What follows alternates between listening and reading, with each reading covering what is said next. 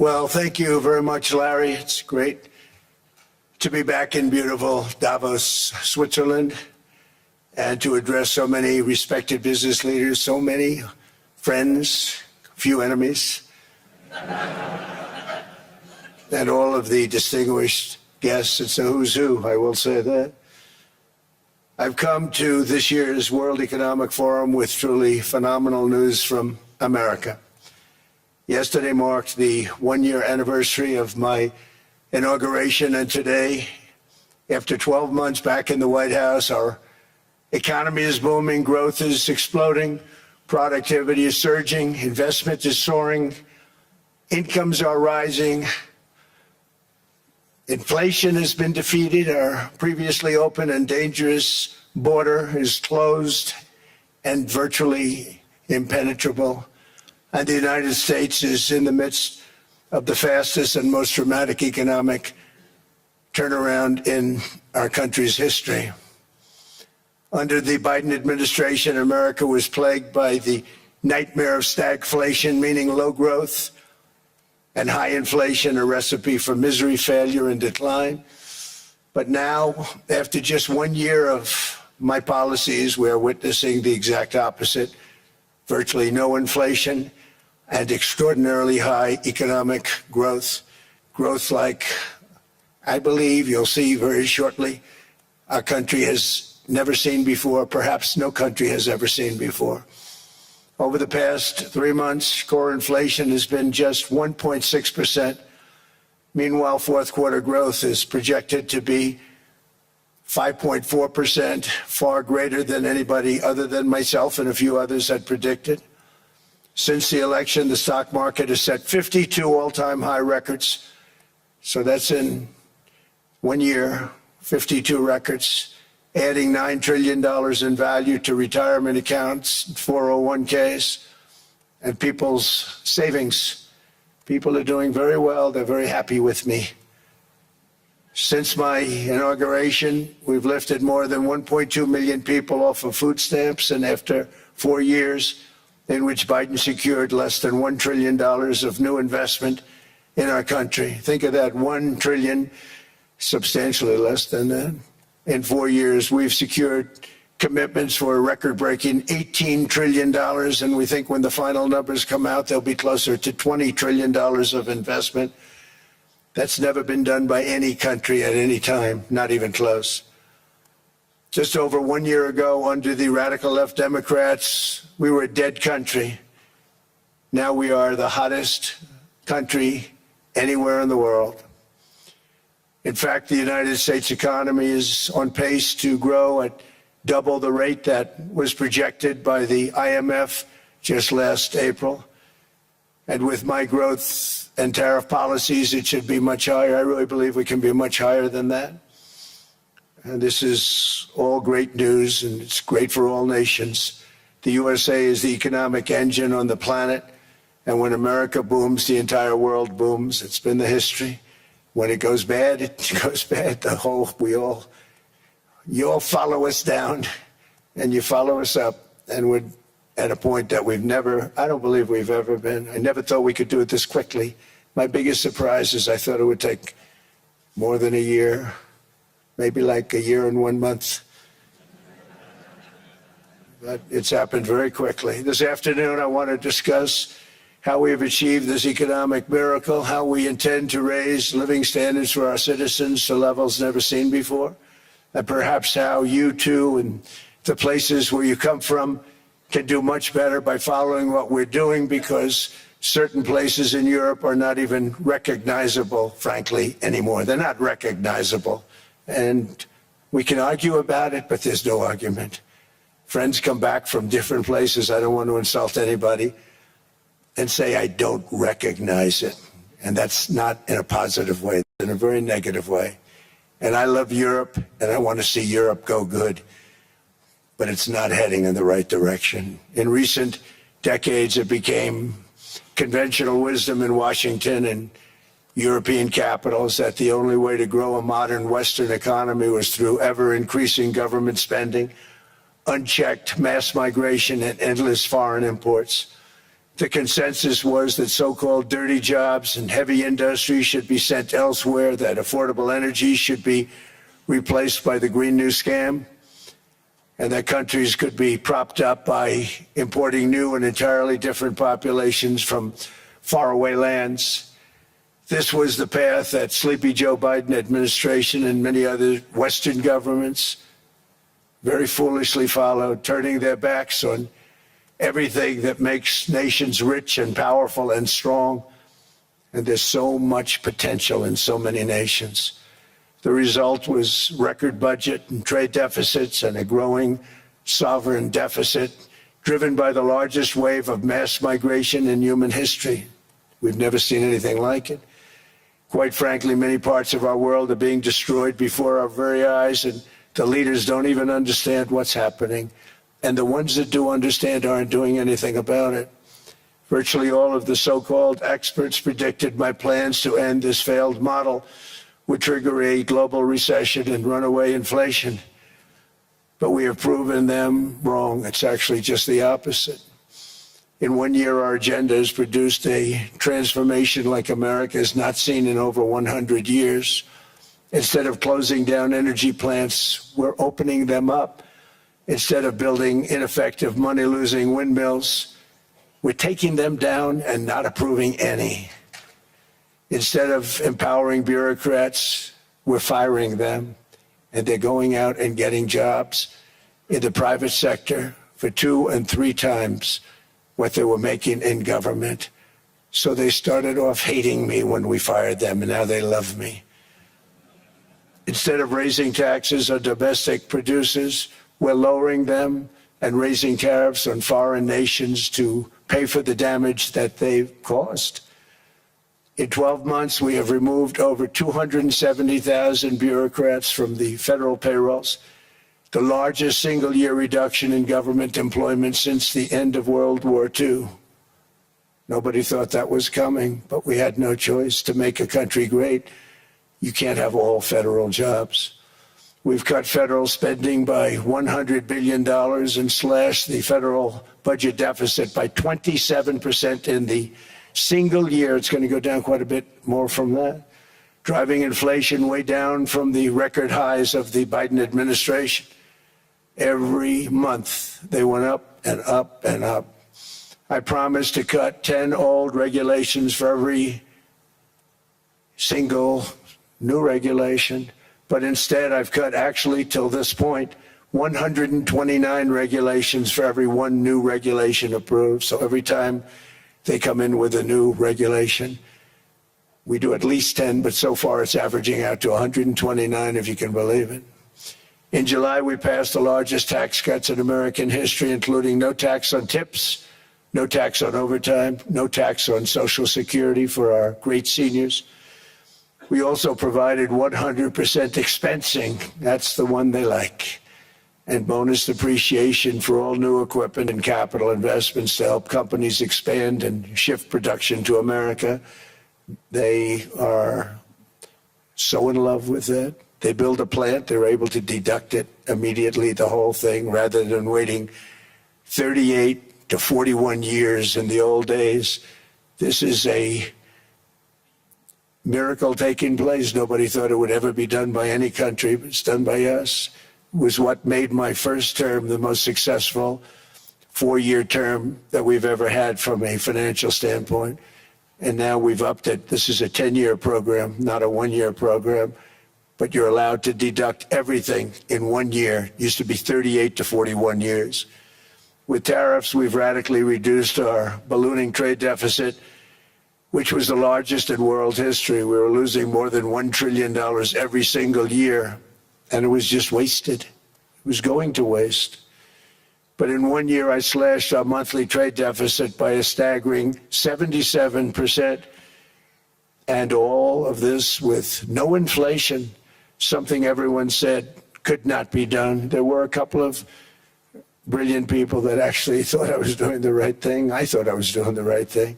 Now they all think I'm doing the right thing because they can't believe the numbers. American exports are now up by more than $150 billion. Domestic steel production is up by 300,000 tons a month, and it's doubling over the next 4 months. It's doubling and tripling, and we have steel plants being built all over the country. Nobody thought they'd see that. Factory construction is up by 41%, and that number is really going to skyrocket right now because that's during a process that they're putting in to get their approvals, and we've given very, very quick, fast approvals. In the process, we've made historic trade deals with partners covering 40% of all U.S. trade. Some of the greatest companies and countries in the world. We have countries as our partner, too. The European nations, Japan, South Korea. They're our partners. They've got into massive deals with us, especially on oil and gas. And these agreements raise growth and cause stock markets to boom, not only in the U.S., but virtually every country that came to make a deal, because, as you've learned, when the United States goes up, you follow. It's really become a staple. In America, I've stopped the nation-wrecking energy policies that drive up prices while sending jobs and factories to the world's worst polluters. They are indeed polluters. Under Sleepy Joe Biden, new domestic oil and gas leases fell by 95%. Think of that. And they wonder, why was gasoline going up so fast? The gasoline actually topped $5 a gallon, and some places $7 a gallon, and more than 100 major power plants were violently shut down by incompetent people that had no idea what the hell they were doing. Under my leadership, U.S. natural gas production is at an all-time high by far. U.S. oil production is up by 730,000 barrels a day, and last week we picked up 50 million barrels from Venezuela alone. Venezuela has been an amazing place for so many years, but then they went bad with their policies. 20 years ago, it was a great country, and now it's got problems, but we're helping them. And those 50 million barrels, we're going to be splitting up with them, and they'll be making more money. They've made it a long time. Venezuela is going to do fantastically well. We appreciate all of the cooperation we've been giving. We've been giving great cooperation. Once the attack ended, and they said, let's make a deal. More people should do that. But Venezuela is going to make more money in the next 6 months than they've made in the last 20 years. Every major oil company is coming in with us. It's amazing. It's a beautiful thing to see. The leadership of the country has been very good. They've been very, very smart. The price of gasoline is now below $2.50 a gallon in many states, $2.30 a gallon in most states. Then we'll soon be averaging less than $2 a gallon. In many places, it's already down even lower, $1.95 a gallon. Numerous states are at $1.99, numbers that nobody has heard for years. Actually, since my last administration, we got it down to around those numbers. I've signed an order directing and approval of many new nuclear reactors. We're going heavy into nuclear. I was not a big fan because I didn't like the risk, the danger.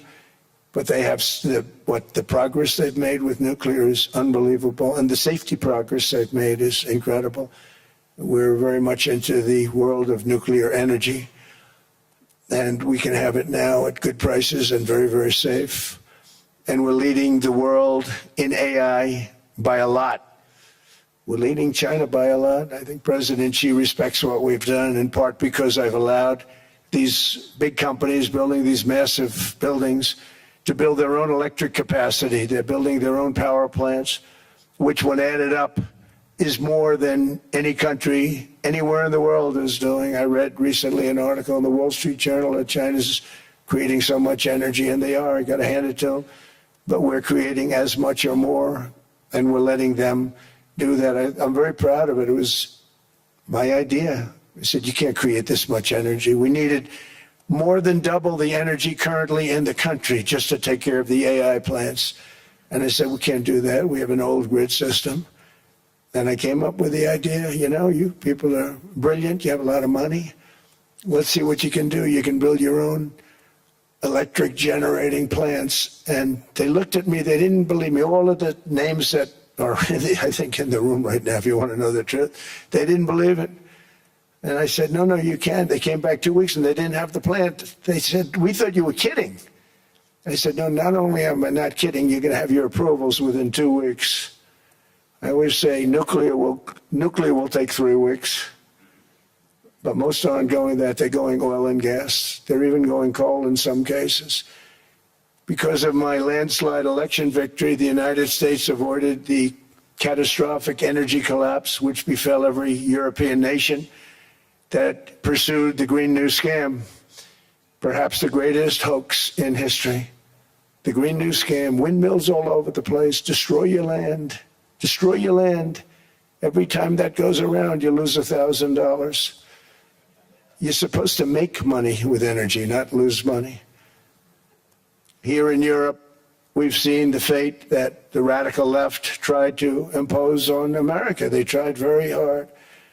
Germany now generates 22% less electricity than it did in 2017.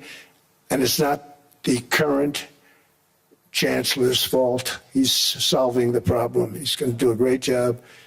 But what they did before he got there, I guess that's why he got there.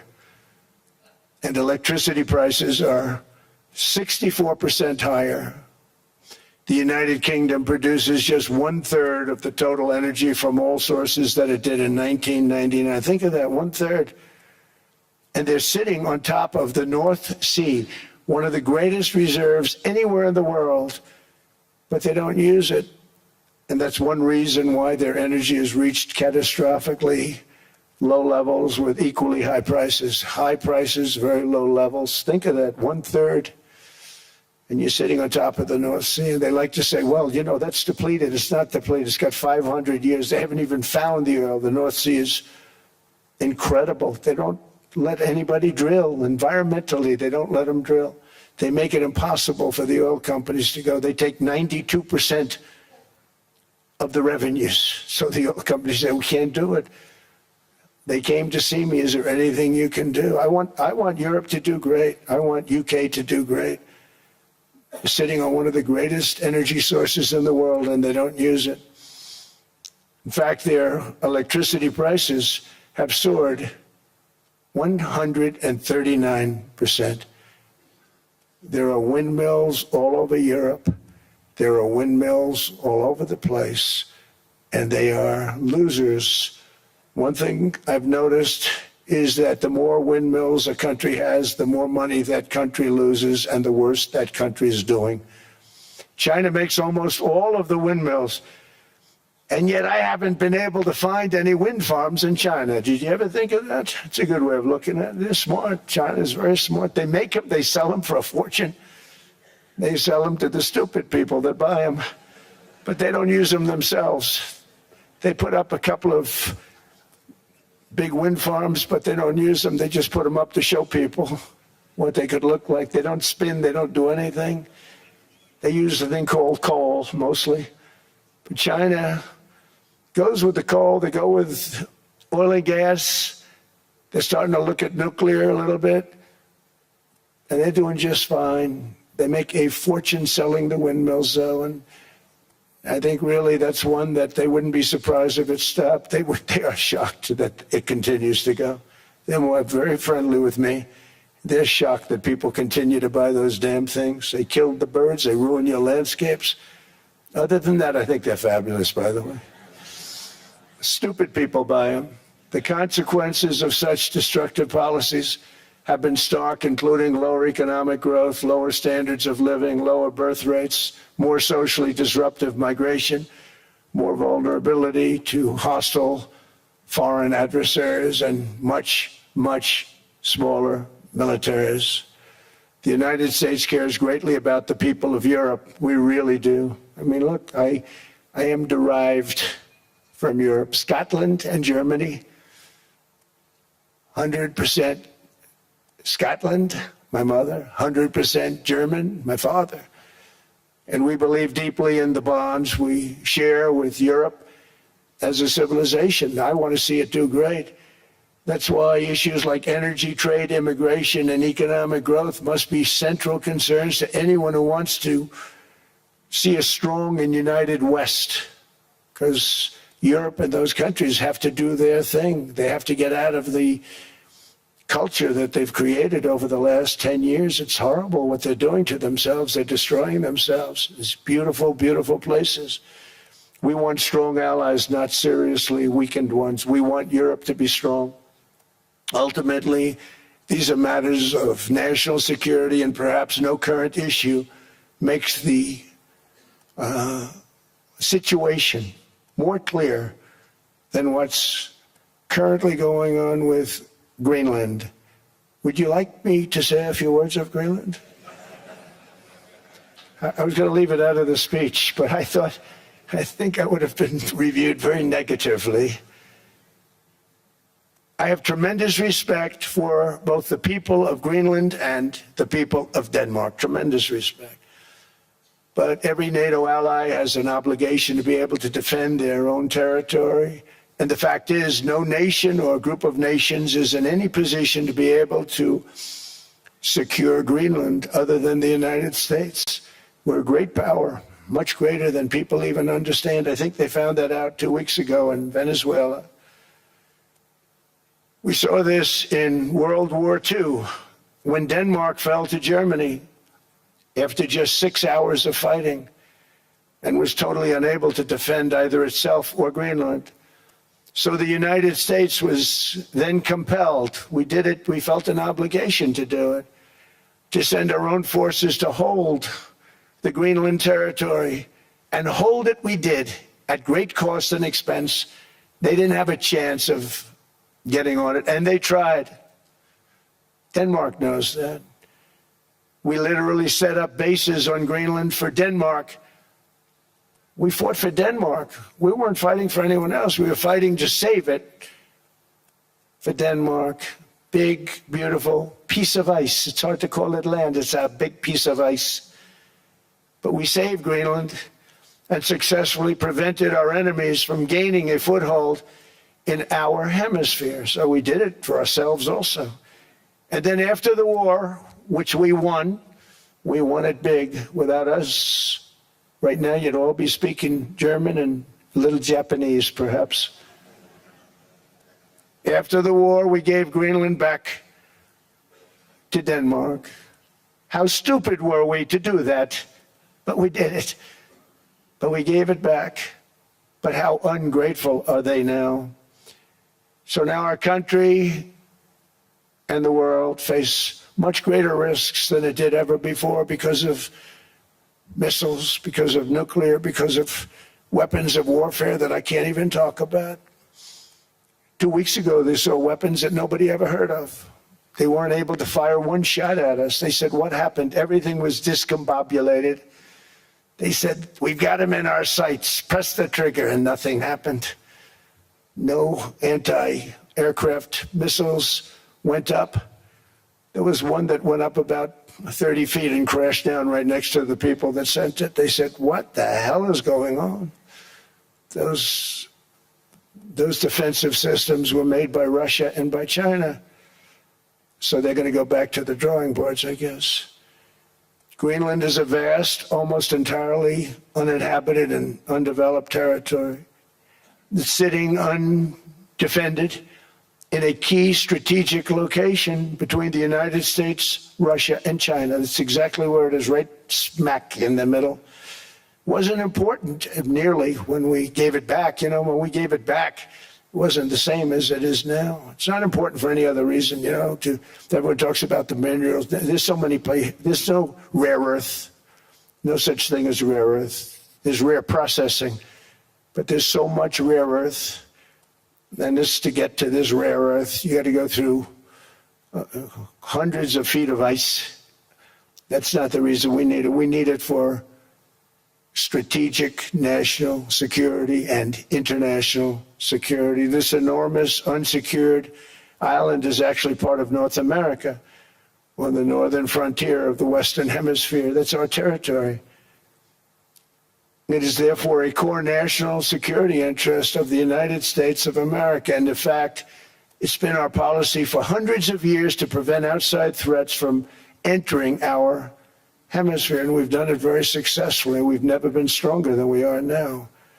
That's why American presidents have sought to purchase Greenland for nearly 2 centuries. You know, for 2 centuries they've been trying to do it. They should have kept it after World War II, but they had a different president. That's all right. People think differently. Much more necessary now than it was at that time, however. In 2019, Denmark said that they would spend over $200 million to strengthen Greenland's defenses. But as you know, they spent less than 1% of that amount. 1%. There's no sign of Denmark there. And I say that with great respect for Denmark, whose people I love, whose leaders are very good. It's the United States alone that can protect this giant mass of land, this giant piece of ice, develop it and improve it and make it so that it's good for Europe and safe for Europe and good for us. And that's the reason I'm seeking immediate negotiations to once again discuss the acquisition of Greenland by the United States, just as we have acquired many other territories throughout our history, as many of the European nations have. They've acquired, there's nothing wrong with it. Many of them, some went in reverse, actually, if you look. Some had great vast wealth, great vast lands all over the world. They went in reverse. They're stuck back where they started. That happens too. But some grow. But this would not be a threat to NATO. This would greatly enhance the security of the entire alliance, the NATO alliance. The United States is treated very unfairly by NATO. I want to tell you that. And when you think about it, nobody can dispute it. We give so much and we get so little in return. And I've been a critic of NATO for many years. And yet I've done more to help NATO than any other president by far, than any other person. You wouldn't have NATO if I didn't get involved in my first term. The war with Ukraine is an example. We are thousands of miles away, separated by a giant ocean. It's a war that should have never started, and it wouldn't have started if the 2020 U.S. presidential election weren't rigged. It was a rigged election. Everybody now knows that. They found out. People will soon be prosecuted for what they did. It's probably breaking news, but it should be. It was a rigged election. You can't have rigged elections. You need strong borders, strong elections, and ideally a good press. I always say it.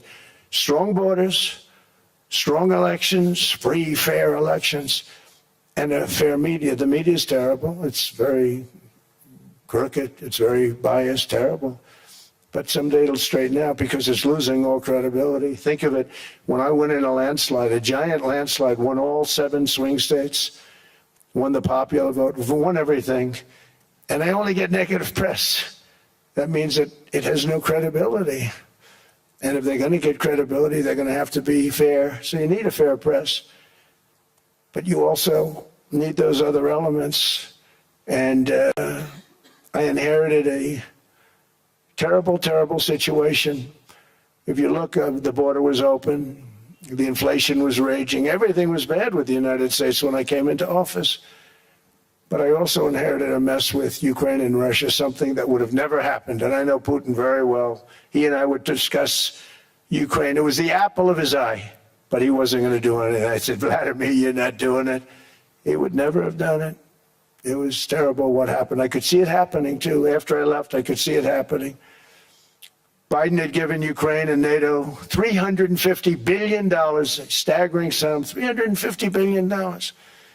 I came in, and just like the southern border, just like inflation, just like our economy, I said, wow, this place is in trouble, meaning our country. All of these things were out of control.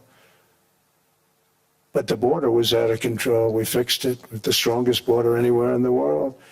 And I've now been working on this war for 1 year, during which time I settled 8 other wars.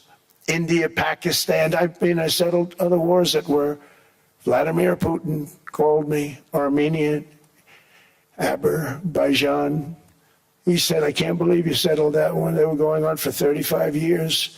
I settled it in one day. And President Putin called me. He said, you know, I can't believe I worked on that war for 10 years trying to settle it. I couldn't do it. I said, do me a favor, focus on settling your war. Don't worry about that one. What does the United States get out of all of this work, all of this money, other than death, destruction, and massive amounts of cash going to people who don't appreciate what we do? They don't appreciate what we do. I'm talking about NATO, I'm talking about Europe.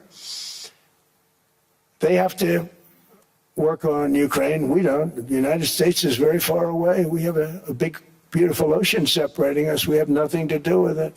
Until I came along, NATO was only supposed to pay 2% of GDP. But they weren't paying, most of the countries weren't paying anything. The United States was paying for virtually 100% of NATO. And I got that stopped. I said, that's not fair. But then more importantly, I got NATO to pay 5%, and now they were paying, and now they are paying. So something nobody said was possible. They said, we will never go up higher than 2%. But they went to 5%, and now they're paying the 5. They didn't pay the 2, and now they're paying the 5. And they're stronger for it, and they have an excellent, by the way, Secretary General, who's possibly in the room. Mark, are you here? Yes, he's here. Hello, Mark. We never asked for anything, and we never got anything. We probably won't get anything unless I decide to use excessive strength and force, where we would be, frankly, unstoppable. But I won't do that. Okay? Now everyone's saying, oh, good. That's probably the biggest statement I made, because people thought I would use force. I don't have to use force. I don't want to use force. I won't use force. All the United States is asking for is a place called Greenland, where we already had it as a trustee, but respectfully returned it back to Denmark not long ago after we defeated the Germans, the Japanese, the Italians, and others in World War II. We gave it back to them. We were a powerful force then, but we are a much more powerful force now, after I rebuilt the military in my first term and continue to do so today. We have a budget of $1.5 trillion. We're bringing back battleships. The battleship is 100 times more powerful than the great battleships you saw in World War II, those great, big, gorgeous ships, the Missouri, the Iowa, the Alabama. Because I thought maybe we could take them out of mothballs. They said, no, sir, these ships are 100, think of that, 100 times more powerful than those big, magnificent pieces of art that you saw so many times ago, that you still see on television. You say, wow, what a force. 100 times, each ship 100 times more powerful than the big battleships of the past. So that was the end of the mothball story. So what we have gotten out of NATO is nothing except to protect Europe from the Soviet Union and now Russia. I mean, we've helped them for so many years. We've never gotten anything, except we pay for NATO. And we paid for many years until I came along. We paid for, in my opinion, 100% of NATO because they weren't paying their bills. And all we're asking for is to get Greenland, including right title and ownership, because you need the ownership to defend it. You can't defend it on a lease. Number one, legally it's not defensible that way, totally. And number two, psychologically, who the hell wants to defend a license agreement or a lease, which is a large piece of ice in the middle of the ocean where if there is a war, much of the action will take place on that piece of ice. Think of it. Those missiles would be flying right over the center of that piece of ice. All we want from Denmark for national and international security and to keep our very energetic and dangerous potential enemies at bay is this land on which we're going to build the greatest golden dome ever built. We're building a golden dome that's going to, just by its very nature, going to be defending Canada. Canada gets a lot of freebies from us, by the way. They should be grateful also, but they're not. I watched your Prime Minister yesterday. He wasn't so grateful. But they should be grateful to us. Canada lives because of the United States. Remember that, Mark, the next time you make your statements. What we did for Israel was amazing, but that's nothing compared to what we have planned for the United States, Canada, and the rest of the world. We are going to build a dome like no other. We did it for Israel. And by the way, I told Bibi, stop taking credit for the dome. That's our technology. That's our stuff. But they had a lot of courage, and they were good fighters, and they did a good job, and we wiped out the Iran nuclear threat like nobody can believe. Nobody's ever seen anything like it. That, Venezuela, taking down Soleimani, wiping out al-Baghdadi when he tried to reinstitute ISIS. We did a lot. I did a lot of big things, all perfectly executed. Everyone was perfectly executed. Somebody told me that, a military expert told me, sir, everything you've done has been perfectly executed. I said, I know. So other presidents have spent, whether foolishly or not, trillions and trillions of dollars on NATO and gotten absolutely nothing in return. We've never asked for anything. It's always a one-way street. Now they want us to help them with Ukraine. And let me say, we're going to. I'm really helping, not even them. I want to see, last week, if you saw, it was 10,000 soldiers, but last month it was 31,000 soldiers died. 31,000. That's this room times, the number of people in this room times 30. Think of it. 30,000 soldiers died in 1 month. The month before it was 27,000. The month before that it was 28,000. The month before that it was 25,000. It's a bloodbath over there.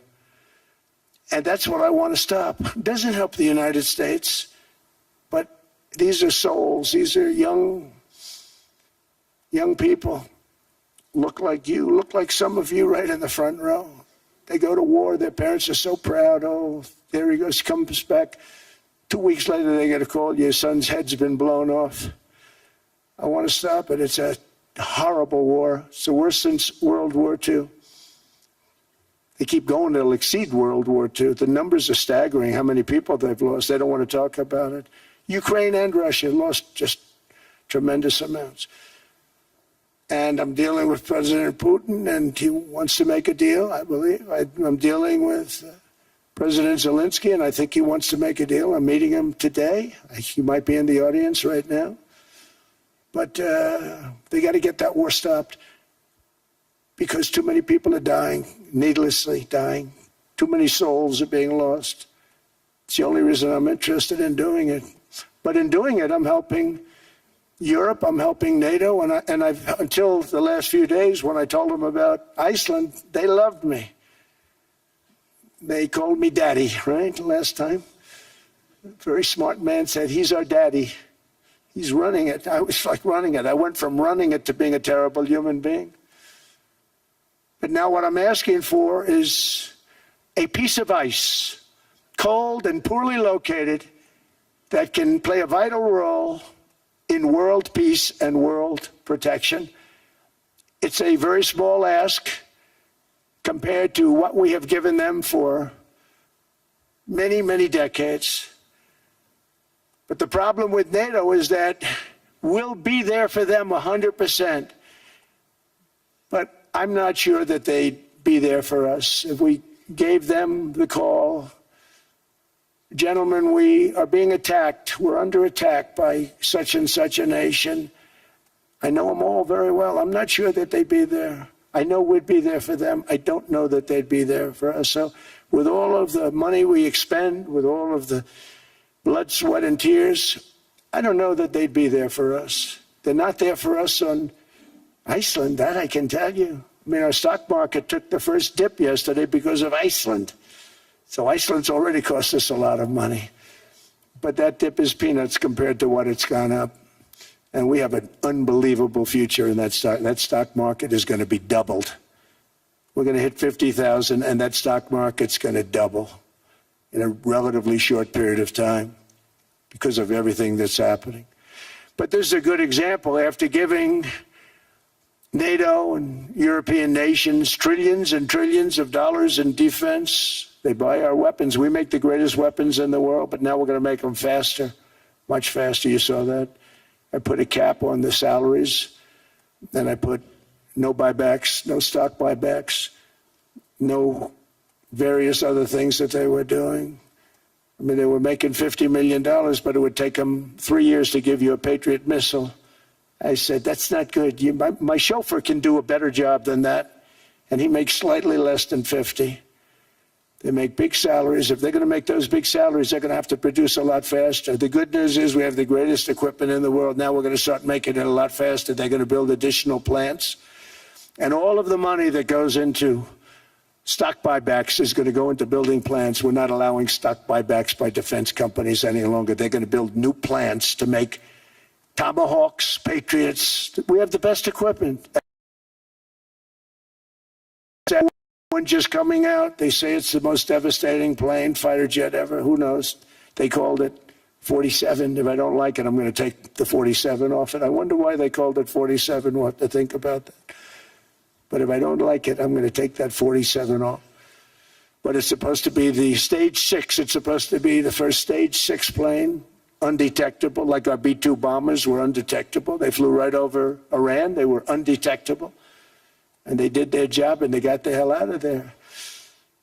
So we want a piece of ice for world protection, and they won't give it. We've never asked for anything else, and we could have kept that piece of land, and we didn't. So they have a choice. You can say yes, and we will be very appreciative, or you can say no, and we will remember.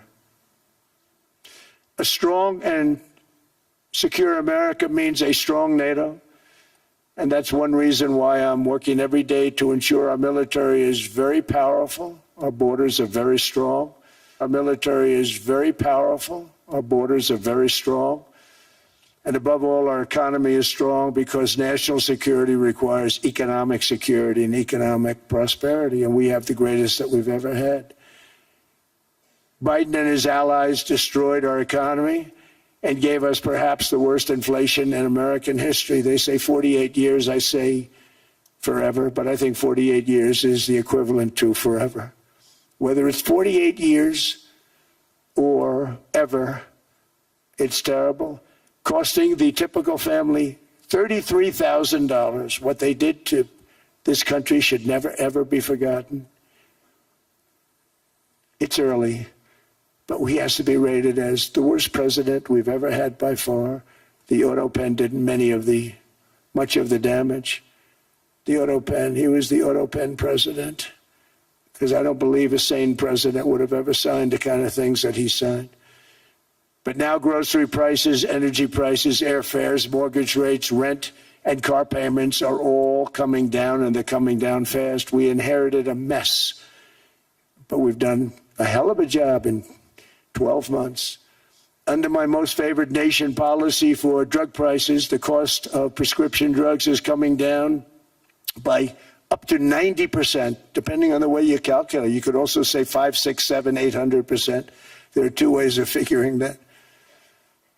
But we have a favored nations policy that every president wanted, no president was able to get. I got it, and other nations approved it. And I had to use tariffs in order to get it, because they said, no way. In other words, a pill that costs 10% in London costs $130. Think it costs $10 in London, costs $130 in New York or in Los Angeles. And I'd say, boy, that's bad. Friends of mine would say, you know, we go to London, you can buy the stuff for nothing. We go all over the world, we could buy it for nothing. Because basically America was subsidizing every nation in the world, because presidents allowed them to get away with it. It became very tough. So when I called up Emmanuel Macron, I watched him yesterday with those beautiful sunglasses. What the hell happened? But I watched him sort of be tough. But he was at $10 for a pill. And I said, Emmanuel, and I have all the big pharmaceutical companies are in total agreement. It wasn't easy, by the way. They're tough, smart. They've been getting away with the scam for a long time. But they gave it up. But they said, you'll never get the countries to approve it. I said, why is that? Because they won't. They always said, we're not paying any more. Get the rest for the United States. So over the years, they stayed the same. We just went up, up, up. And I mean, we would pay 13, 14, 15 times more than some certain countries would. So I said, no, they'll approve it 100%. Sir, you'll never get them to approve it. I said, I guarantee you. But I actually started with Emmanuel, who probably is in the room too. And I like him. I actually like him. Hard to believe, isn't it?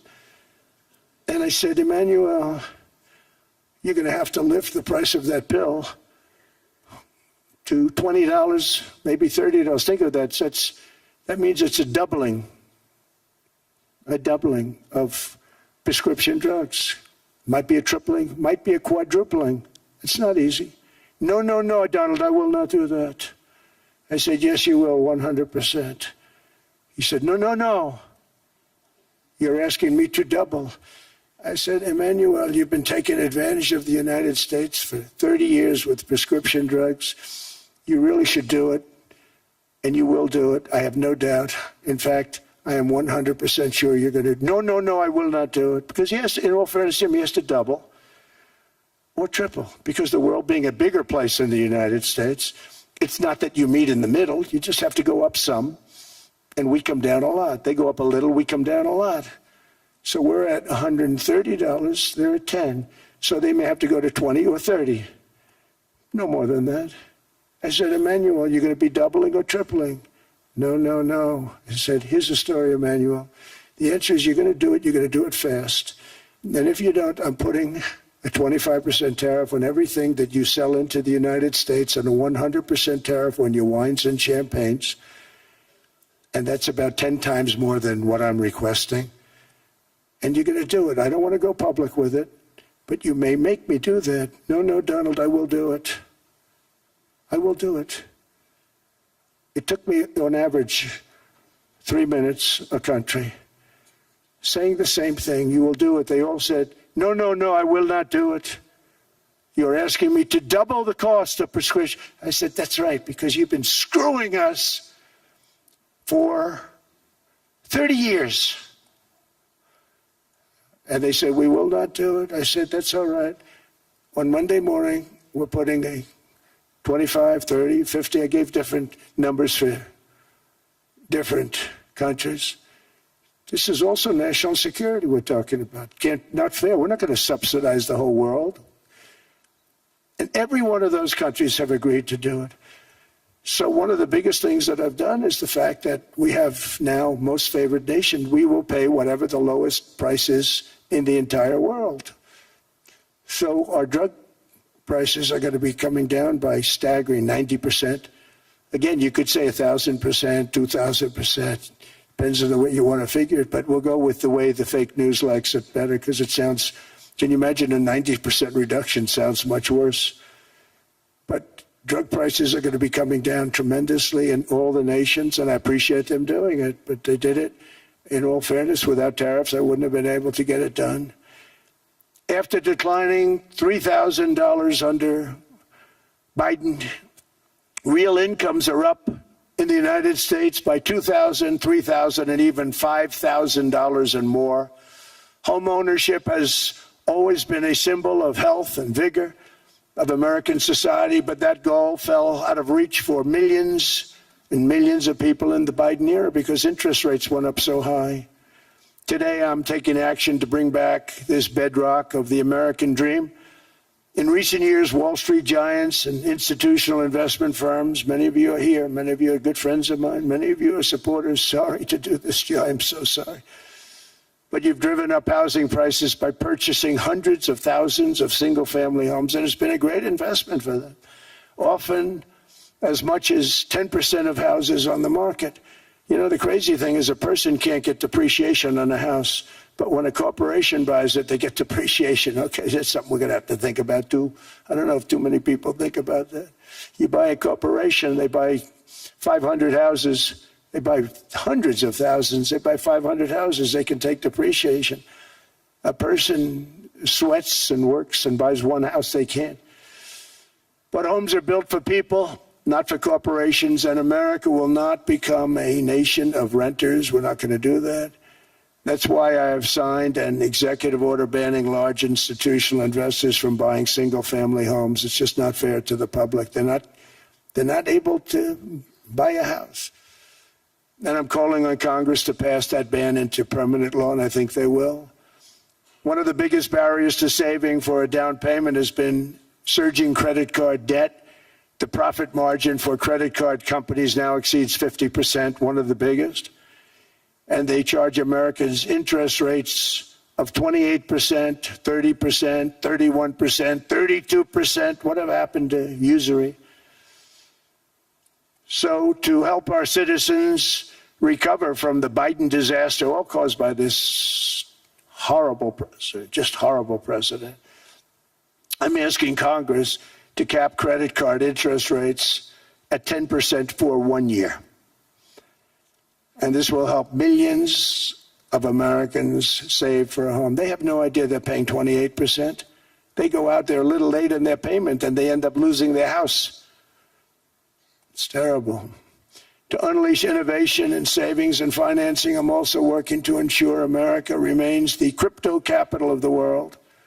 And to that end, last year I signed the landmark Genius Act into law. Now Congress is working very hard on crypto market structure legislation, Bitcoin, all of them, which I hope to sign very soon, unlocking new pathways for Americans to reach financial freedom. And I did it for two reasons. Number one, I thought it was politically good, and it was. I got tremendous political support. But more importantly, China wanted that market too. It's just like they want the AI. And we've got that market, I think, pretty well locked up. If I didn't do it, Biden was totally against it until before the election, when they realized that, there were millions of people voting against him over crypto. And all of a sudden they loved it very much, but it was too late. They blew it. But it is politically popular, but it's much more importantly, we have to make it so that China doesn't get the hold of it. And once they have that hold, we're not going to be able to get it back. So I'm honored to have done it. Finally, I've instructed government-backed institutions to purchase up to $200 billion in mortgage bonds to bring down interest rates. And I'll be announcing a new Fed chairman in the not-too-distant future. I think he'll do a very good job. So I gave away some of it. He did give that away. So we have something, got something, but somebody that's very respected. They're all respected. They're all great. Everyone that I interviewed is great. Everyone could do, I think, a fantastic job. Problem is they change once they get the job. They do. They're saying everything I want to hear, and then they get the job. They're locked in for 6 years. They get the job, and all of a sudden, let's raise rates a little bit. I call them, sir, we'd rather not talk about this. It's amazing how people change once they have the job. It's too bad. Sort of disloyalty, but they got to do what they think is right. We have a terrible chairman right now, Jerome Too Late Powell. He's always too late. And he's very late with interest rates, except before the election. He was just fine for the other side. So we're going to have somebody that's great, and we hope he does the right job. Last week, the average 30-year mortgage rate dropped below 6% for the first time in many years. Another major factor in driving up housing costs was the mass invasion of our borders. And I have to say one thing about housing, because nobody ever says this. I am very protective of people that already own a house, of which we have millions and millions and millions. And because we have had such a good run, the house values have gone up tremendously. And these people have become wealthy. They weren't wealthy. They become wealthy because of their house. And every time you make it more and more and more affordable for somebody to buy a house cheaply, you're actually hurting the value of those houses, obviously, because the one thing works in tandem with the other. And I don't want to do anything that's going to hurt the value of people that own a house, who for the first time in their lives are walking around the streets of whatever city they're in, very proud that their house is worth $500,000, $600,000, $700,000. Now, if I want to really crush the housing market, I could do that so fast and people could buy houses, but you would destroy a lot of people that already have houses. In some cases, they've mortgaged their house, and the mortgage would be very low. And all of a sudden, the mortgage without any changes becomes very high, and they end up losing the house. I'm not going to hurt, and I speak with Scott, who's doing a fantastic job, and Howard, who's doing a fantastic job, and all of my people. And I always say, look, you know, I can crush the hell out of the market. We can drop interest rates to a level, and that's one thing we do want to do. That's natural. That's good for everybody. You know, the dropping of the interest rates, we should be paying a much lower interest rate than we are. We should be paying the lowest interest rate of any country in the world, because without the United States, you don't have a country. I mean, I had a case with Switzerland. We happened to be in Switzerland. Maybe I'll give you a quick story. But they were paying nothing. They make beautiful watches, great watches, Rolex, all of them. They were paying nothing to the United States when they sent their product in. And we had a $41 billion deficit. $41 billion with this beautiful place. Flew over it, isn't it nice? So I said, let's put a 30% tariff on them so that we get back some of it, not all of it at all. We still have a deficit, big deficit. We had 41 million. That's a big deficit. And I said, let's put a tariff on. Different tariffs, different places. You're all party to them. In some cases, victims to them. But in the end, it's a fair thing. And most of you realize that. But we put a 30% tariff on Switzerland, and all hell broke loose. They were calling, I mean, like you wouldn't believe. And I know so many people from Switzerland, incredible place, incredible, brilliant place. But I didn't realize that they're only good because of us. And there's so many other examples. I mean, us, probably other places, but a majority of the money they make is because of us, because we never charged them anything. So they come in, they sell their watches, no tariffs, no nothing. They walk away, they make $41 billion on just us. So I said, no, we can't do that. So I'm going to bring it up. I still would have a deficit pretty substantial, but I brought it up to 30%. And I guess Prime Minister, I don't think President, I think Prime Minister called a woman, and she was very repetitive. She said, no, no, no, you cannot do that, 30%.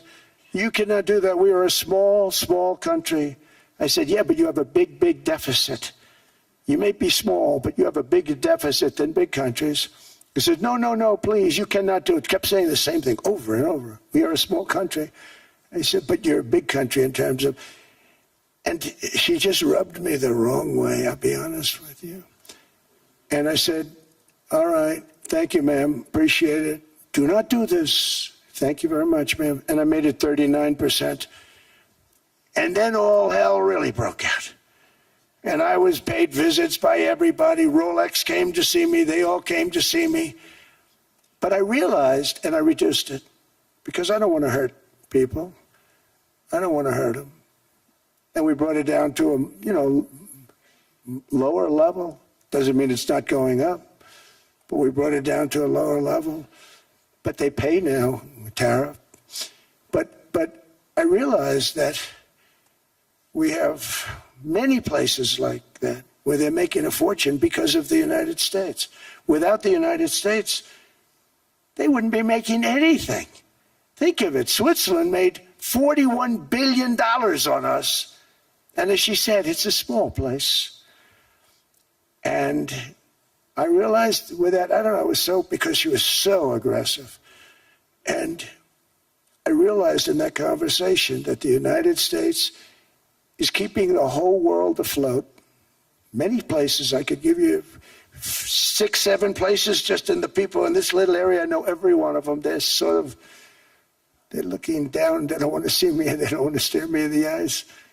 But they're taking advantage of, everybody took advantage of the United States. But I've been very fair, and I gave them a tariff, and it was fine. But I realized that without us, it's not Switzerland anymore. Without us, it's not any of the countries that are represented here. And we want to work with the countries. We want to work with them. We're not looking to destroy them. I could have said 39, 40%. I could have said I want a 70% tariff, then we make money with Switzerland. But Switzerland would have been probably destroyed, financially destroyed. I don't want to do that. But we should be paying the lowest interest rate of everybody. I hope Scott's listening to this, because we should be paying the lowest interest rate of everybody. Without us, most of the countries don't even work. And then you have the protection factor. Without our military, which is the greatest in the world by far, without our military, you have threats that you wouldn't believe. You don't have threats because of us, and that's because of NATO. One other thing, and I have to say it so importantly, in the old days, and I used to say I'm the youngest in the room. Now I'm among the older. I hate to say it.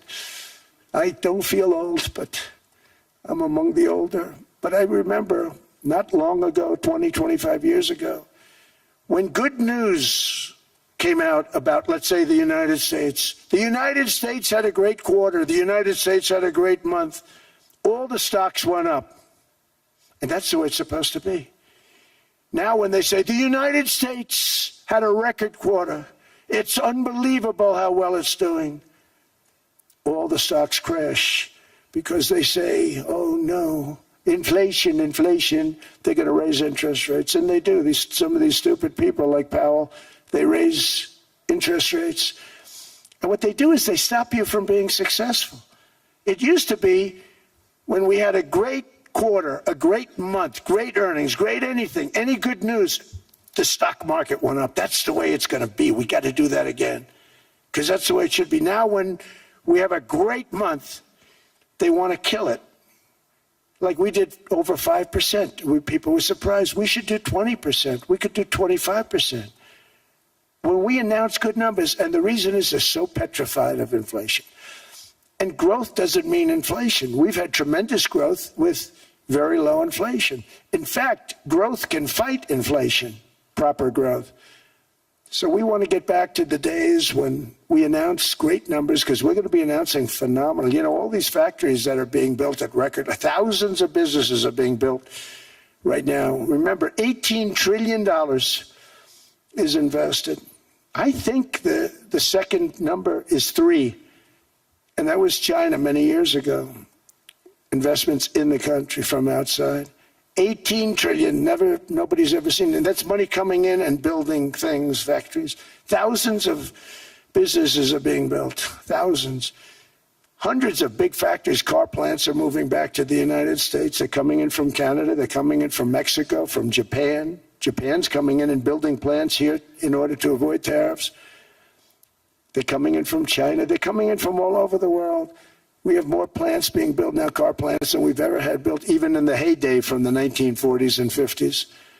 And they're bigger. They don't use renovations anymore where they take an old plant, they rip it down, they build a brand new plant, super modern plant.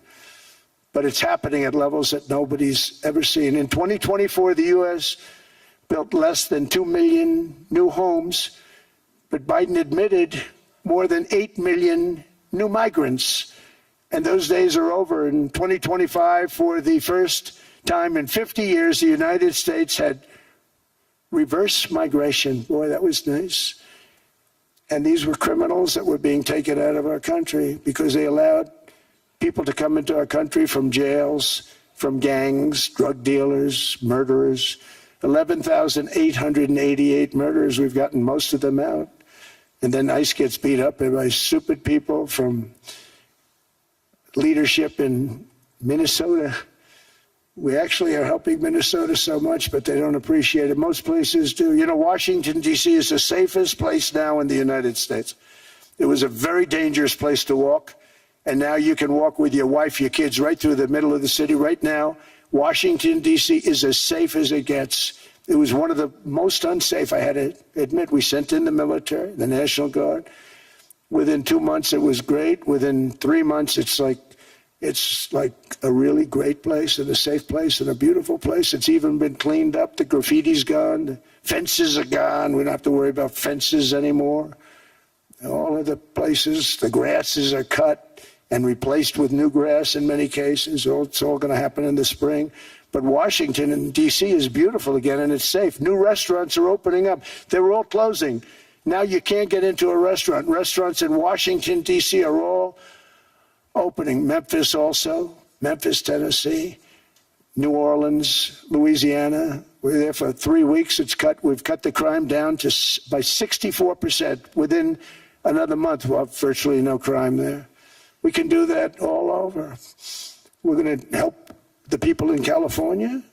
We want to have no crime. I know Gavin was here. I used to get along so great with Gavin when I was president. Gavin's a good guy. And we're going to, if he needed it, I would do it in a heartbeat. I'd love to see. We did help them a lot in Los Angeles, a lot with the early in my term when they had some problems. But we would love to do it. I will say this, if I were a Democrat governor or whatever, I would call up Trump. I'd say, come on in, make us look good. Because we're cutting crime down to nothing. And we're taking people out, career criminals, who are only going to do bad things, and we're bringing them back to their countries. But where we've done it, it's been amazing. And we have a capacity to do it at much greater levels. We're cutting illegal aliens off welfare and other government benefits, and I have directed that starting immediately, there will be no more payments to sanctuary cities because they are really just sanctuaries for criminals. They're really protecting criminals, and those are the ones we have to get out of the country. Murderers, drug dealers, the mentally insane. They emptied their mental institutions into the United States. And despite that, we have the lowest crime numbers that we've ever had in the history of the country. Just came out.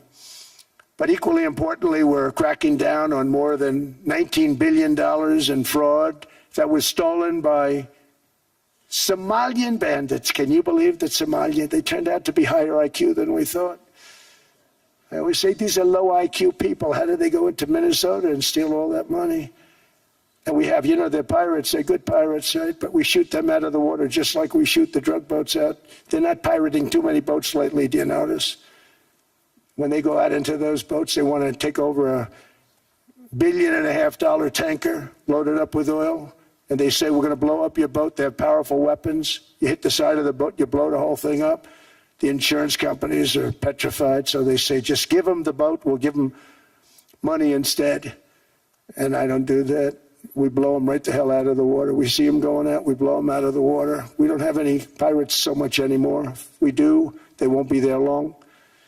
We've cut down with the hitting of the boats that are loaded up with drugs, including submarines. Can you believe they actually buy small, they call mini subs, very fast. They're meant for drugs. We've knocked out 2 of them. The Democrats say they were fishing. You have ruined somebody's fishing weekend. I would say a submarine is not a fishing boat. You don't fish. But we've knocked down drugs by water, the oceans, the sea, by 97.2%. Think of that. And I actually say, who the hell are the 3%? Because I would not want to be piloting one of those boats. We knocked them down, and now we're going to start on land. We're going to knock it all out. The land is the easy part. What we did on sea is incredible, and that's our great military. The situation in Minnesota reminds us that the West cannot mass import foreign cultures which have failed to ever build a successful society of their own. I mean, we're taking people from Somalia, and Somalia is a failed, it's not a nation. Got no government, got no police, got no military, got no nothing.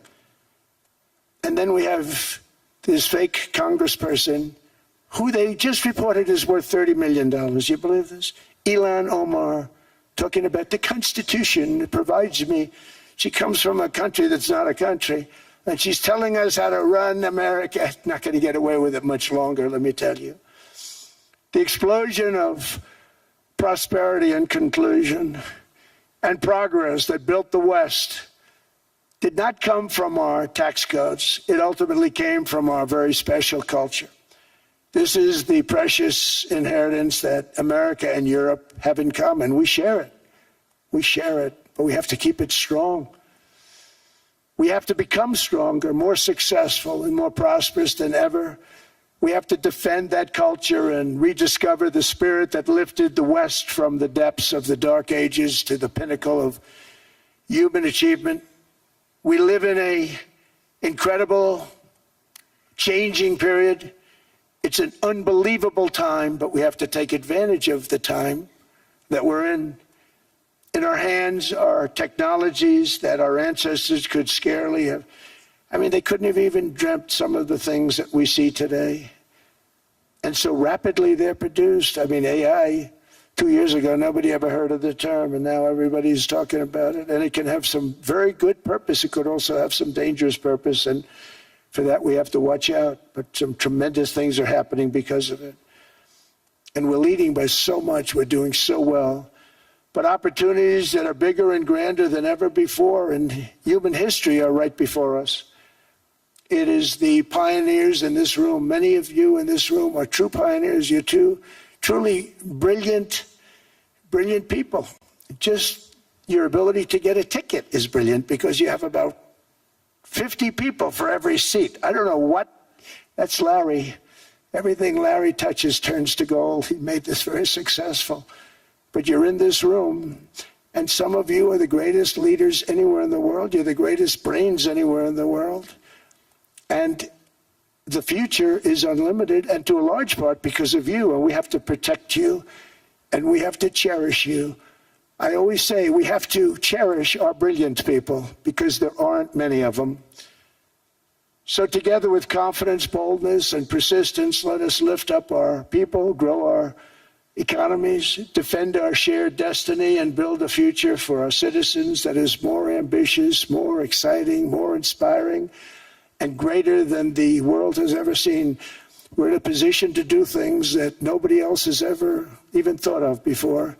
And many of the people in this room are the ones that are doing it, and I want to congratulate you, and I'm with you all the way. You can do things that nobody else can even think about. So I congratulate you on your tremendous success. And the United States is back, bigger, stronger, better than ever before.